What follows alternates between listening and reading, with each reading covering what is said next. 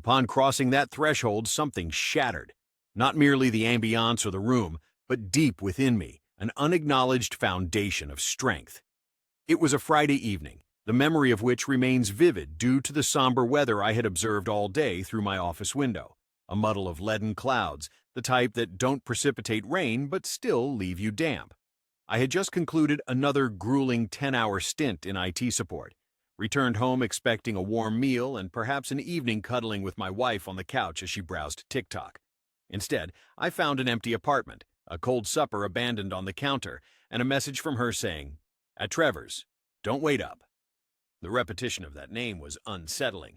He had made occasional appearances over the past couple months, according to her. A colleague in marketing, she claimed. "We barely converse," she said once when I inquired. "Then he's like a brother."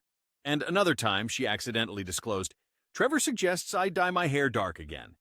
Insignificant occurrences appeared linked in a different way when viewed through a new lens, but I attempted to ignore it. I heated leftover lasagna and watched a bit of an unmemorable show. Yet I found myself frozen mid-bite, eyes fixed on the paused screen, and a voice echoed softly, "You're not stupid. You just don't want it to be real." At that moment, I gathered my keys and departed. Trevor's residence was familiar, as Jessica had once driven us past it, mentioning his monotonous barbecues and eccentric love for vintage records. She found humor in it. I joined her laughter too back then.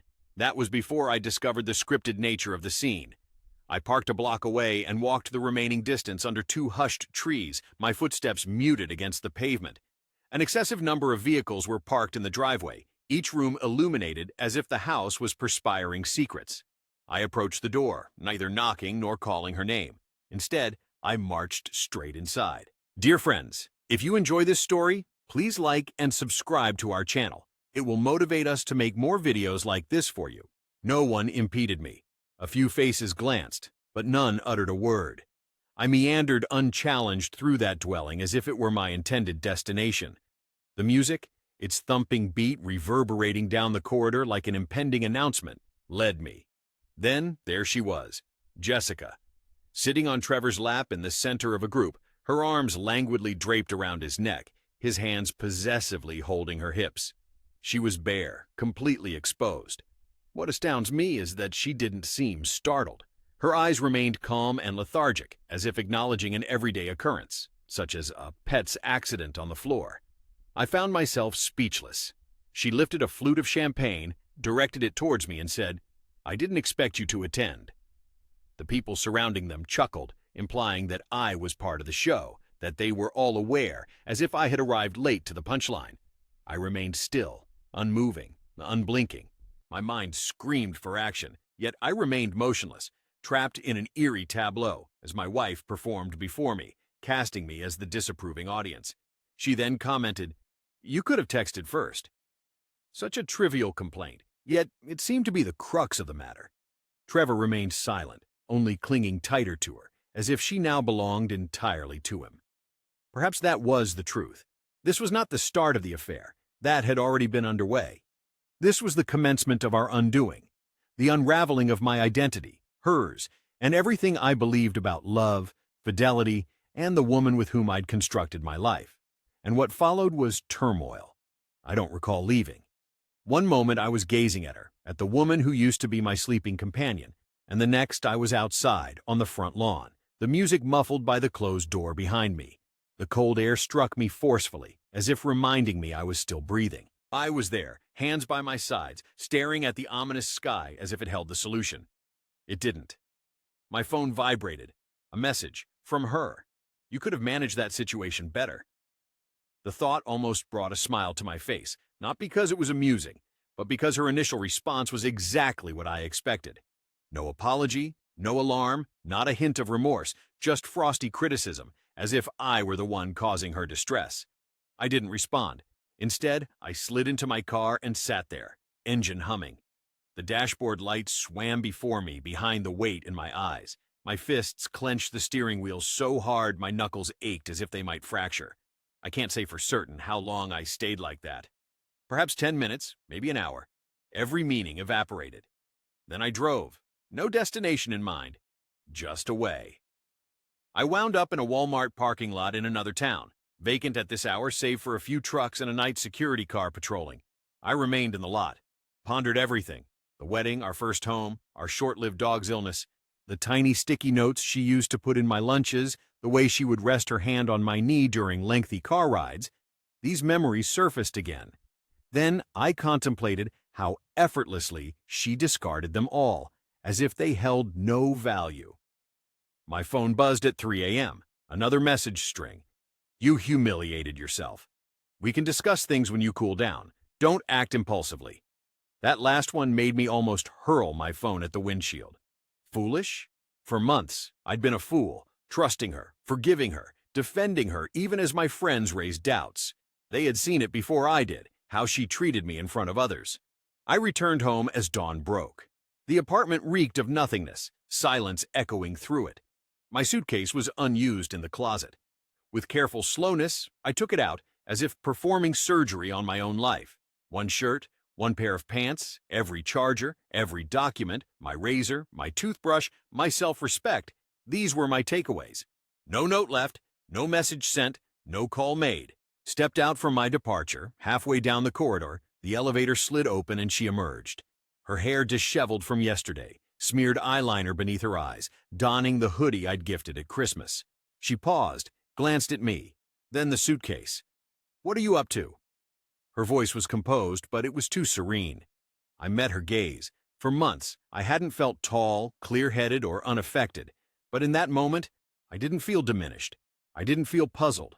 I felt nothing. I announced my departure. She sighed. "Oh, Daniel, you're being overly dramatic." I remained mute, simply passed her by. As the elevator doors sealed shut behind me, her laughter echoed. A quiet, biting chuckle, like I was still the joke. At that moment, she no longer held the reins, and this was just the start. It's peculiar how swiftly silence can overpower anything else. That morning, I booked a low-cost hotel room with stark walls, beige decor, and a view of the gas station diagonally opposite. The air carried a blend of bleach and solitude, yet strangely, it seemed more comforting than our apartment had ever felt before. Lying on the bed, I gazed at the ceiling, allowing everything to settle, not thinking, just drifting. Then my phone buzzed again, a blocked number. I chose to let it reach voicemail. It rang twice more, each time the same pattern. The third time, I answered. It was Daniel. Her voice was delicate and sweet, like a dangerous weapon swathed in silk. "Where have you been?" I remained silent. "Aren't you going to make a big deal out of this?" More silence. Then the facade cracked. "You always do this, disappearing when things don't go your way." All I uttered was one word. "Farewell," she retorted sharply. "Oh, grow up!" I ended the call, blocked her number. It felt like amputating my own limb. The first day was the most difficult. I didn't eat, I didn't sleep, just reliving it all. Every argument, every excuse, every subtle change in her eyes when I asked innocent questions. The manipulation, the diversion tactics, the emotional blackmail. Everything was clear as broad daylight once I managed to stop loving her enough to ignore her flaws. By the second day, she found alternate methods to contact me. A friend of hers named Megan messaged me on Facebook, claiming that Jessica was extremely anxious. She stated it was all a big misconception, that she was intoxicated, that she couldn't remember much, that I had frightened her by showing up unexpectedly. I remained silent. That very night, I received an email from Jessica herself with the subject line, "Let's behave like adults about this." It opened with her familiar script, calm language, feigned compassion, emotional manipulation. "Daniel, I understand you're hurt. However, I believe that deep down, you know that what you witnessed wasn't as it seemed. Things have been difficult for a while." We disconnected. I needed to experience some feelings. "You weren't providing me with what I required. That doesn't make me a bad person." She closed with, "I am eager to mend this if you can view things objectively." Capable. Her throwing herself at another man, seemingly a casual act, was actually something complex that needed contemplation. It was the first time in days I laughed, a dry and unpleasant laughter. I didn't respond to her email. Instead, I forwarded it to my friend Matt, who had warned me about her 2 years ago. He called me shortly after. "Dan," he said, "don't go back." He was the only one who saw through her charms. She always disliked him for that, calling him toxic and envious, just trying to create chaos. But in truth, Matt wasn't fooled by her facade. Later that day, he came to the hotel with a bag of food, beer, and our old playboxes from college. We spent most of the time in silence, mainly playing games on the screen, letting the comfort of an old friendship ease the pain. Around midnight, I told him everything, every detail, every word she'd spoken. Every time, I dismissed warning signs, either engulfed by love or fear of reality. He didn't taunt. "I told you so." Instead, he simply nodded, then spoke words I can't forget. "She doesn't care for you, buddy. She cherishes how you make her feel about herself." That stung more than anything else because it was true. Jessica never inquired about my day, seldom remembered trivial details I shared, and always perceived me as a reflection of herself. And when that reflection no longer flattered her, she shattered it. By the third day, I erased every picture of her from my phone, rented a storage unit, and drafted a list, a plan. For if she believed I would just vanish silently, she didn't know me well at all. A unique sense of understanding emerges when you weather the harshest tempest. Not tranquility, no, not yet, but something chillier, more piercing, like the air after thunder. In the hotel room, the phone lay face down on the nightstand, her final message still unread. This time, it was a voice message. I spotted the waveform symbol. 42 seconds long. I didn't have to listen to it. I recognized her rhythm already. How she'd sigh in the middle as if she were the wronged one. How she'd toss off a partially veiled comment about my emotional vulnerability. I'd heard such messages in person before. I didn't need a repeat. So I erased it, without playing it back. That was the first assertive action I'd taken in months. The following move occurred that afternoon. I returned to the apartment during noon, hoping she'd be at work. I had no wish for an argument. Not yet. Not while her name still left a burn each time it crossed my mind. I merely wanted my belongings, the essentials, sufficient to start a new life in a place where she'd never resurface again. The building was silent. My key still functioned, surprising me. I entered like a burglar in my own existence. The living room appeared the same, but it felt empty. Her laptop sat on the coffee table. Her shoes were strewn lazily by the door in her usual arc. A half-drained wine glass stood on the counter. Everything seemed too ordinary, as if it had been arranged. It appeared like an imitation of our home. I hastily gathered my belongings, my passport, important documents, and some favorite shirts. However, it wasn't until I reached the bedroom that I halted. Her phone lay on the bed, unlocked, with notifications flickering across the screen one after another. Messages from Trevor. I promised myself I wouldn't read them, but the first one hit me hard. "Trevor, I can't believe he just barged in like that. You were a queen." "Really? The hottest thing I've ever seen?" And under that, "Trevor, do you think he'll try to fight me?" LOL. I can't recall how long I stared at it. The phone buzzed again. "Trevor, darling, are you okay?" He didn't get angry with you, did he? "Darling." She called me paranoid when I asked why she was texting him late. She said I was insecure, that I was overreacting. While I believed she was protecting me, they were making fun of me, fantasizing about my humiliation, addressing her as a queen. I snapped a photo of the messages using my personal phone, which prompted my decisive action. I wasn't simply going to abandon the situation. I was determined to ensure she would always remember her actions. This wasn't motivated by anger or revenge, but rather a need for cold, factual truth. Individuals like Jessica often rewrite history, portraying themselves as victims and their ex-spouses as unstable due to their independence. I refused to allow such an ending. After gathering my belongings, I departed. En route to the car, I notified my landlord via text. "Leaving early. We'll pay for next month. Please consider this notice. She can keep the lease." Subsequently, I performed an action I had never anticipated. I posted on Facebook. This was not a rant or display of drama, but rather a brief statement. For those who inquire, yes, I found Jessica with another person. No, I'm not okay, but I will be. The responses flooded in. Some were shocked, others had suspected it all along. 2 acquaintances privately messaged, admitting they had seen signs and heard rumors. Refused to interfere. It was then that events began to fall neatly into place. Jessica hadn't just been unfaithful, she had been crafting a narrative, laying the groundwork in our social circles to portray herself as the victim if needed. She claimed we were growing apart, that I was emotionally detached, and that I worked excessively. I used to dismiss these remarks as mere venting, but now it was clear to me. She wasn't planning to cheat. She was planning to escape punishment for it. And I had been oblivious. Not anymore.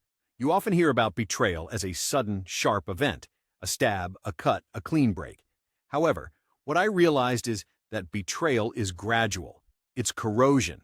It begins months before the final act, sneaking into moments you don't even notice at the time. When she stopped inquiring about your day, when she placed her phone face down on the table, when she told you that you were imagining things and you trusted her. Following the apartment, messages, and Facebook post, Jessica swung into crisis management. She was upset I had shared our story with others, taking it out of her control. The initial message to me was filled with emotional appeasement, disguised as remorse. I never intended to hurt you. It just transpired. You weren't there. She played on my feelings, hitting all the right notes. I chose not to reply. Then she stepped up the pressure. A friend of hers, Carly, contacted me. A woman who used to chuckle with Jessica at brunches while I picked up the tab. Jessica is struggling, she said. She's not sleeping. She's crying all day. You don't realize how perplexed she is. I inquired about one thing. Is she still seeing Trevor? Pause. I believe she needs time to sort things out. Sort things out. That phrase stung, because I knew what it truly implied. It meant she didn't regret her actions, only that she was caught. And now she wanted space. It was time to discover if the grass indeed appeared greener, and whether she would return, laden with tearful admissions and hoping for my forgiveness. However, I wouldn't grant her that opportunity. No longer enraged as I once was, the feeling had morphed into something cooler, purer. A transition from sorrow to determination had taken place. So I penned an email to her. Absent of rage and insults, it contained only the truth. I disclosed her messages, my possession of copies, my unwillingness for reconciliation, my permission for her to pursue anything she desired, but under no circumstances within my life again. Closing with a single sentence, "You made your choice, now I am making mine." She failed to respond.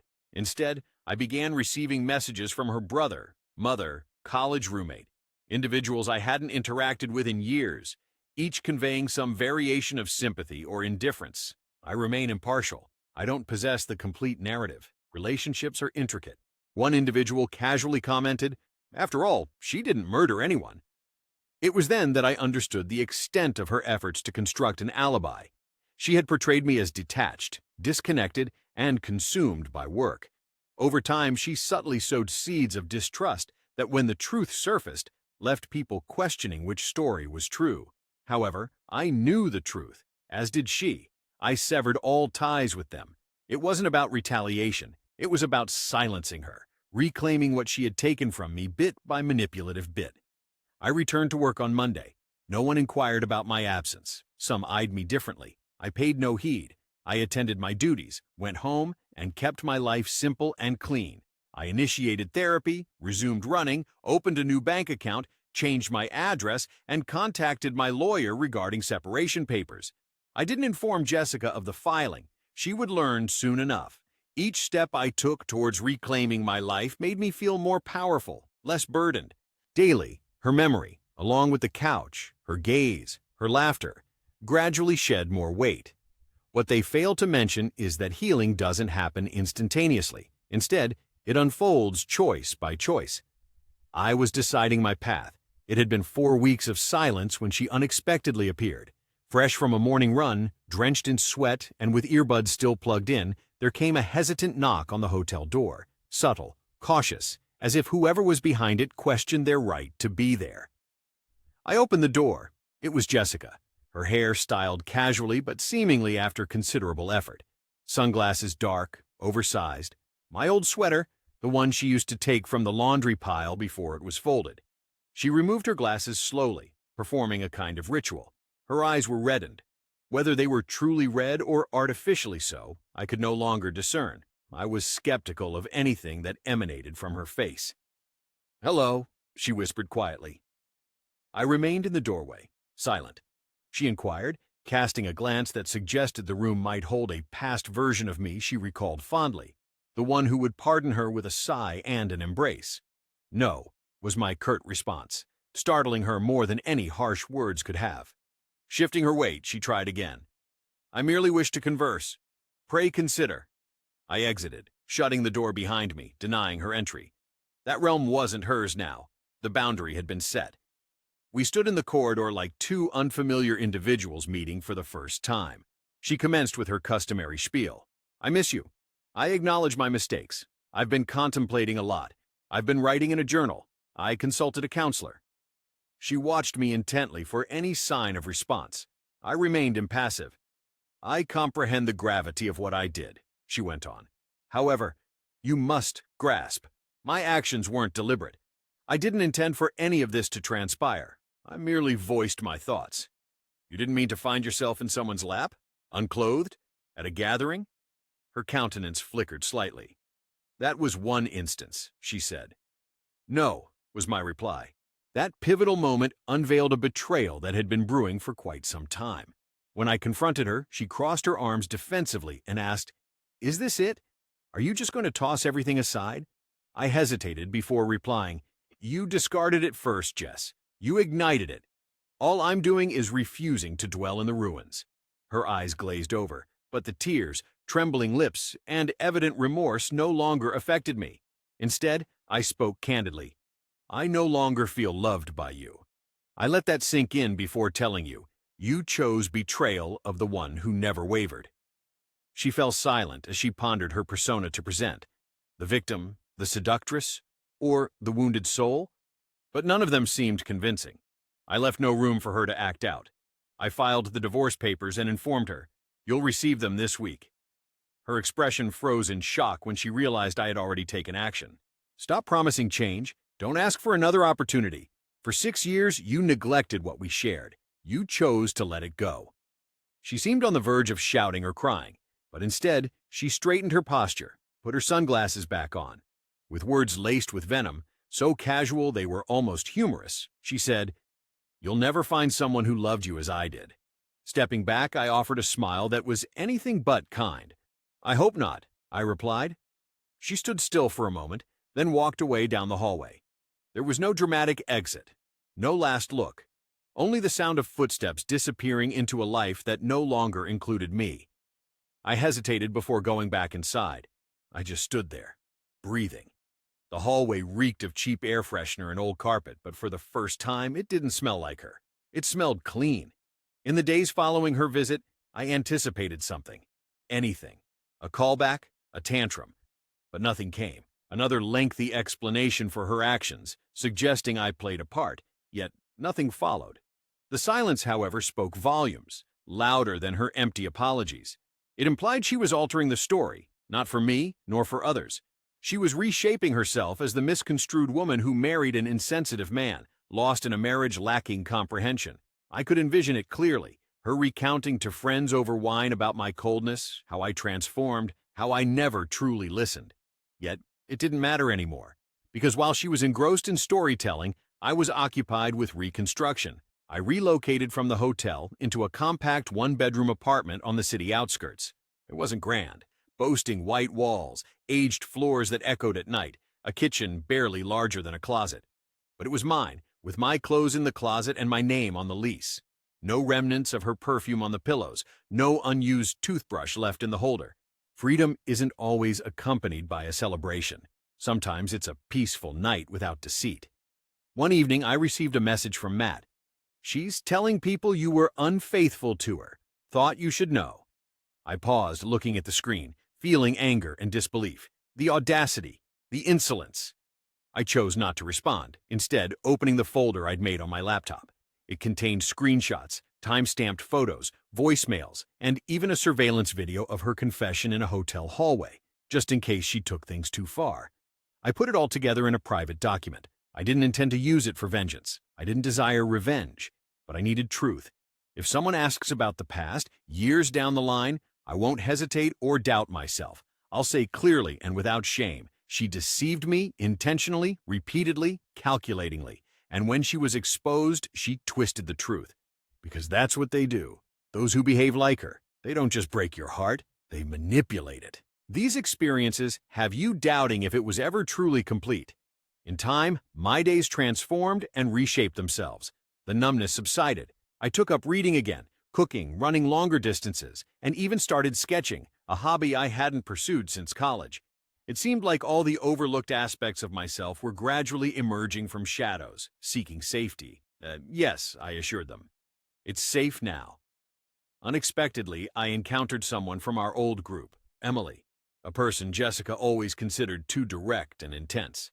But I understood that this meant Emily saw straight through her.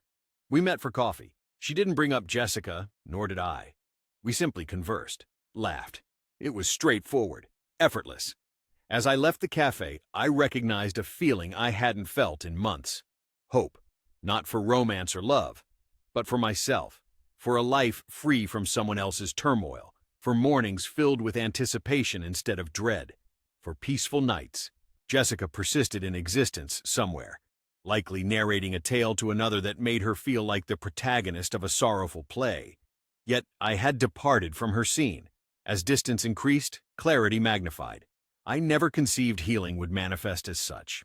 Not like a firework or a triumphant lap, rather it seemed more akin to a tranquil breath, a solitary expulsion after holding it in for an excessive duration. Days turned into weeks. The divorce proceedings advanced.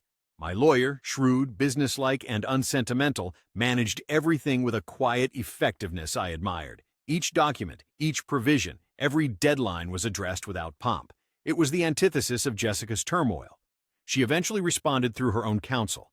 No direct communication, no emails or texts, no emotional voicemails. She had receded into the obscurity now, emerging only to sign what was necessary. The woman who used to flood my inbox with late-night speeches and coercive appeals now sent terse legal correspondences via intermediaries. This was ideal for me since the fewer words she spoke, the more control I reclaimed. However, just when I believed she had accepted the end, she attempted one final trick. While at work, I received a message from an unknown number with no name, simply, "Do you truly believe you can do better than me?" Accompanying this was a photo, her in our old apartment, wearing a robe, standing by the window. It was evidently recent, her hair was longer, and there was a new plant on the counter, one I had never seen before. I fixated on the image not because I missed her, but because I understood it clearly then. The pose, the angle. It was calculated, not desperate, but strategic. Her final tactic, nostalgia. She wasn't reaching out to me because she wanted me. She was reaching out because she didn't want me to move on. That's what people like her abhor most, not the breakup, not the loss, but the idea of moving forward without them. No longer does she linger rent-free in my mind, replaced by smiles devoid of her presence. She was not as indelible as I once believed. I erased the message, barred her number. A more positive action followed. I discarded the remaining traces of her from my storage box. All but one item remained, a birthday card from our third year together. One of those hastily chosen, supposedly thoughtful cards. The inside message wasn't personalized, just a name and a quick, "Love you." I incinerated it, cautiously and deliberately, over the sink in my new apartment. It was not a dramatic act, rather it was past due. That weekend, Matt and I embarked on a hike. No phones, no signals, not even sky. I shared everything with him, about the message, the photograph, the fire. He smiled. "She's losing her hold. That's what this is." I agreed. I am finished providing her footholds. At the peak of the ridge, I acknowledged I hadn't thought about her for hours without a pang. She remained out there, but no longer within me. Not in my breath, not in my heart, and not in my future plans. When the final divorce documents arrived, I didn't hesitate or waver before signing them as a jazz record played softly in the background. The sensation of pen on paper, once symbolizing commitment, now felt like liberation. It was finished, legally, emotionally, logistically. I had pondered if she would make one final attempt to save us. A call, a question, perhaps a sorrowful message, or a cryptic post designed to reel me back in. But she didn't, because there was no need. Her last move was not to contact me. It was to erase all remnants of me from her presence. Pictures removed, posts altered, comments deleted. Friends later shared that she had wiped clean any trace of me online. She altered her relationship status and subsequently deleted it completely. It seemed as if we never had a marriage. She appeared to have emerged from a dream, with me merely being a hazy remnant of it. Strangely enough, I didn't feel effaced. Instead, I felt inscribed upon myself. because all the tranquility, self-assuredness, and solidity she attempted to deprive me of returned stronger than before. They were rebuilt, not despite her actions, but because of the turbulence she instigated. It's ironic how things unfold. I bumped into her once. There was no drama involved. It was merely an encounter at a downtown cafe. She wasn't with Trevor. Instead, she was accompanied by someone else. They recognized her, a younger version of her. She looked the same, composed, well-dressed, and performance-driven. When she saw me, she hesitated, waited for my response. I gave none. Not out of hostility, but out of apathy. And that shattered her more effectively than any derogatory comment could have. She flashed a too bright smile, leaned closer to the man she was with as if trying to validate something. But I didn't linger long enough to observe how it unfolded.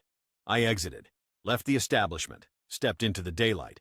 Initially, I imagined our reunion would be cataclysmic. She would unsettle me profoundly. Instead, it solidified everything. She was no longer the tempest nor the anchor, merely an acquaintance from my past. A few days later, sifting through old crates for a thorough cleanse, I stumbled upon a list penned by her years ago, things I cherish about us. It brimmed with sentimentality, film evenings, shared jokes, my culinary skills. However, the final entry read, "You always had faith in me, even when I didn't deserve it." This phrase lingered in my mind. Indeed, she was correct. I had unwaveringly trusted her, far beyond what was reasonable. But now, I trust myself. It's been half a year, and I live life differently, more deliberately, more patiently. My days start with the sun, not anxiety. My phone no longer makes me jump. I no longer anticipate impending doom because I'm no longer confined within someone else's dwelling. Instead, I crafted my own sanctuary. Though imperfect, small, and slightly weathered near the windows, it's mine. All within mirrors my essence: books, art, music, quietude, devoid of echoes of a voice that once instilled self-doubt. Remarkably, I am thankful for all this transpiring, not because I reveled in agony, quite the opposite, but because sometimes to discern reality, everything must crumble. One needs the ground to give way to understand one possessed wings all along. My relationship with Jessica has ceased. She's progressed, flaunting a new partner and meticulously crafted lifestyle. Her social media abounds with airbrushed grins and posts about personal development and tranquility. The irony is palpable, but I no longer dwell on it. For while she constructs, I live. I resumed regular therapy sessions. I joined a cycling club. I enrolled in that painting class I'd consistently talked myself out of. I rekindled friendships I'd neglected amidst her emotions. I embarked on a solo journey, only me, a backpack, and a journal. The mountains don't deceive you as people do. You are reminded of the smallness of things and how comforting it can be to accept this reality. Often, others question me about my circumstances. I don't share the entire narrative with them. I simply say, she taught me whom to avoid.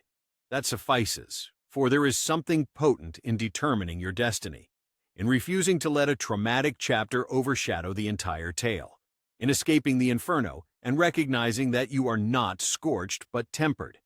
If you find yourself in a similar situation, blindsided, deceived, shattered, I want you to understand this clearly. You aren't weak for trusting someone. You aren't foolish for loving deeply. But you are strong when you come to the realization that you deserve more. You will navigate through hell. You will feel as though your heart is a fragile structure under attack. However, there will come a day when you'll awaken, and you won't think of them first. You won't carry the burden any longer. You'll be liberated, and you'll comprehend that choosing yourself wasn't the conclusion. It was the commencement. I discovered my wife with another man. She was naked. You too? I am as well.